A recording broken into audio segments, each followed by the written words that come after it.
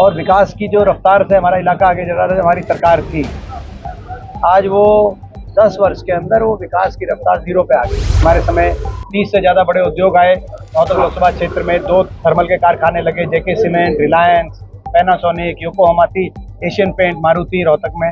हमारे समय बाईपास बने, झज्जर का बाईपास, बादली का बाईपास, रोहतक का बाईपास, महम का बाईपास, कलानौर का बाईपास। मगर शायद ये देश के एकमात्र ऐसे उम्मीदवार के रूप में आए हों जिन्होंने धन्यवादी दौरा ही नहीं किया। रोहतक लोकसभा क्षेत्र देश के विकास के मानचित्र पे रोहतक लोकसभा क्षेत्र का स्थान बने, ये हमारा लक्ष्य है।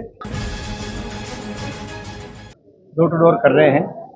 मैं समझता हूँ कि आज हरियाणा का हर वर्ग परेशान है और यही हालात हमारे इलाके के भी हैं। रिकॉर्ड बेरोजगारी का आलम है। महंगाई से हर व्यक्ति परेशान है। कानून व्यवस्था चौपट हो गई। बेरी के अंदर बहुत से लोगों को अपराधियों द्वारा फिरौतियों आदि की फायरिंग हुई, यहाँ पे फिरौतियों कॉल आई, तो व्यापारी उस बात से परेशान है, आर्थिक मंदी से परेशान है। और विकास की जो रफ्तार से हमारा इलाका आगे चल रहा था, हमारी सरकार थी, आज वो 10 वर्ष के अंदर वो विकास की रफ्तार जीरो पे आ गई। उदाहरण के तौर पे हमारे समय मेट्रो बनी, इन्होंने मेट्रो आगे नहीं बढ़ाई। हमारे समय रेल की लाइनें बिछी, कोई नई रेल की लाइन दी। हमारे समय 30 से ज़्यादा बड़े उद्योग आए। रोहतक लोकसभा क्षेत्र में 2 थर्मल के कारखाने लगे, जेके सीमेंट, रिलायंस, पैनासोनिक, योकोहामा थी, एशियन पेंट, मारुति रोहतक में 30 से ज़्यादा बड़े उद्योग आए। इनके समय एक भी उद्योग नहीं आ पाया। इसी प्रकार से हमारे समय 18 शहरों के हमारे समय बाईपास बने, झज्जर का बाईपास, बादली का बाईपास, रोहतक का बाईपास, महम का बाईपास, कलानौर का बाईपास, बेरी का बाईपास, बेरी का पेरिफेरल रोड्स वो जो है मंजूर है, और उस टाइम का मंजूर है, उस टाइम का पेरिफेरल रोड मंजूर है, लेकिन आज तक उसका जो है उसके सूचकवास का उस टाइम मंजूर है, लेकिन आज तक हमारे समय 18 बाईपास बने। इनके समय जो हमारे बने बनाए जो मंजूर शुदा बाईपास थे वो भी 10 साल में नहीं बन पाए।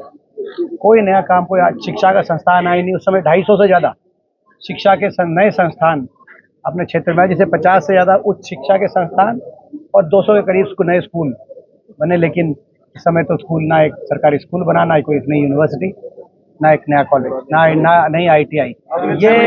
ये विकास की पटरी से उतर गया हमारा इलाका। तो ये सारी समस्याएं लोग बता रहे हैं। कहीं PPP की बात आती है, कहीं फैमिली ID की बात आती है, कहीं पहचान पत्र की बात आती है, कहीं भ्रष्टाचार, व्यापक भ्रष्टाचार की बात आती है, कहीं बेरोजगारी की बात आती है, कहीं रिकॉर्ड महंगाई की बात आती है, आर्थिक मंदी की बात आती है, कानून व्यवस्था की बात आती है। और सबसे बड़ी बात है कि सरकार ने ध्यान सुध भी नहीं ली, लोगों की कोई सुध नहीं ली 10 साल। ये एक सबसे बड़ा चुनाव। गठबंधन टूटने से 6 महीने पहले आपने कह दिया था कि बीजेपी और JJP का एक और समझौता होगा, और अब दुष्यंत चौटाला भी आक्रामक कह रहे हैं कि मेरा भी दिल करता है कि मैं भाजपा का विरोध करूं। नायब सिंह सैनी भी दुष्यंत चौटाला पर आक्रामक दिखे, तो वो भविष्यवाणी आपकी सही साबित होती दिख रही है कि ये तो शुरू से ही तय था, ये हमने कह दिया था।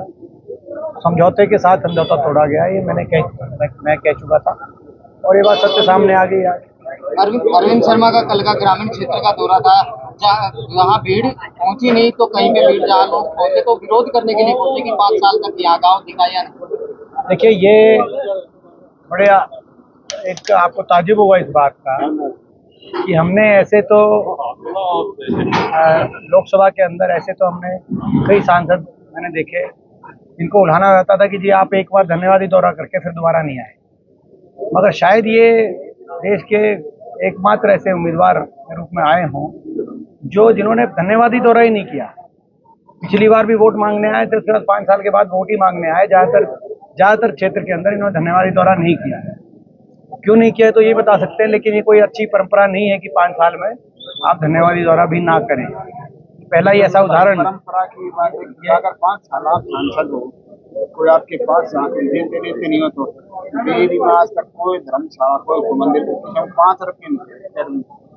ये भी तो काम ना काम किए, ना जो आवागमन होना चाहिए लोगों के बीच में, जो आना जाना चाहिए, तो लोगों के बीच में आए गए नहीं, तो लोगों का काम भी नहीं हुए।